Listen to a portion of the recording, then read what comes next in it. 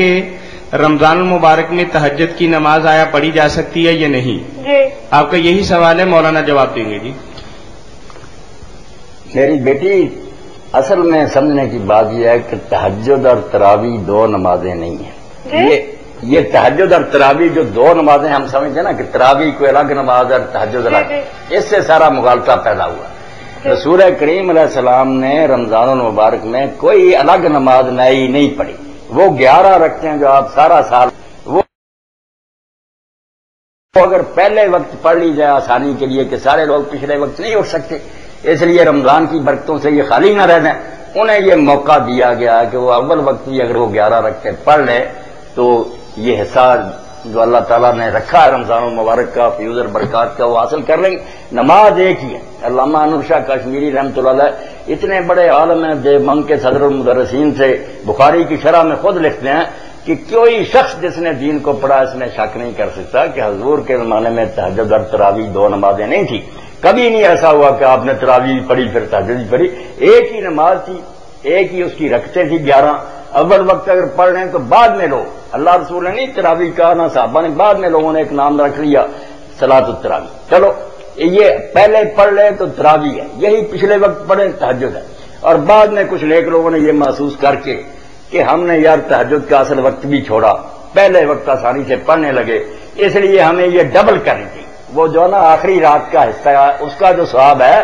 اس کی محرومی اس طرح دور کریں، تلافی کریں کہ تعداد دگنی کریں۔ انہوں نے 11 کو 22 کر دیا اور وطر رکھنے کے لیے کہ تاک رہیں اس کو 23 کر دیا۔ یہ بھی نیت کوئی بری نہیں، شاہ ولی اللہ رحمۃ اللہ علیہ فرماتے ہیں ان بیچاروں نے سوچا کہ اگر تہجد جو اصل وقت تھا وہ ہم نے چھوڑ دیا، اور یہ خود حضرت عمر رضی اللہ عنہ بھی کہتے تھے لوگوں کو تراویح پڑھتے دیکھ کر کہ لوگوں جس وقت تم سوئے رہتے ہو وہ اس سے افضل ہے جو آپ تم پڑھتے ہو، اور اسی لیے آپ خود نہیں اس نماز میں شامل ہوتے تھے، حضرت عثمان نہیں شامل ہوئے، علی نہیں شامل ہوئے، یہ سب تہجد کے وقت پڑھتے تھے۔ اس لیے بیٹا آپ بھی اگر کوئی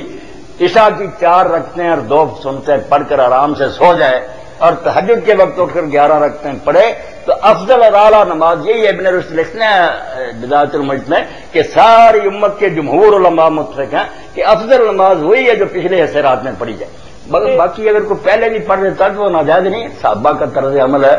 8 پڑھے 20 پڑھے، اور کئی تابعین جو حضرت عمر بن عبدالعزیز کے دور وہ 36 بھی مسجد نبوی میں پڑھتے تھے، نفل ہے بند نہیں، مگر اصل نماز جو ہے وہ تہجد ہی ہے، اس کا ایک دوسرا نام تراویح رکھا، ورنہ قرۃ العین بچہ کوئی یہ الگ نماز نہیں ہے۔ اس لیے جس نے تراویح پڑھ لی اس کو اب تہجد کی ضرورت نہیں، تہجد ہی تھی تو اس نے پہلے وقت پڑھ لی۔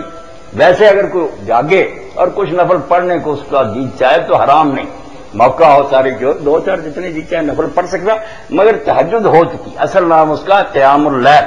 رات کو جاگنا عشاء کے بعد، وہ ہو گیا۔ اور عام طور پر بھی آپ بیٹا یہ یاد رکھیں، حنفی علماء بھی مانتے ہیں کہ اگر کوئی شخص کبھی محسوس کرے سال بھر میں بھی کہ آج تہجد کے وقت مجھ سے نہیں اٹھا جائے گا تو عشاء کے بعد بھی وہ 11 رکعتیں پڑھ لے تو اس کا ثواب اس کو مل جائے گا۔ علامہ شامی فرماتے ہیں کیونکہ عشاء کی 2 سنتیں جب پڑھ لیتے ہیں اس کے بعد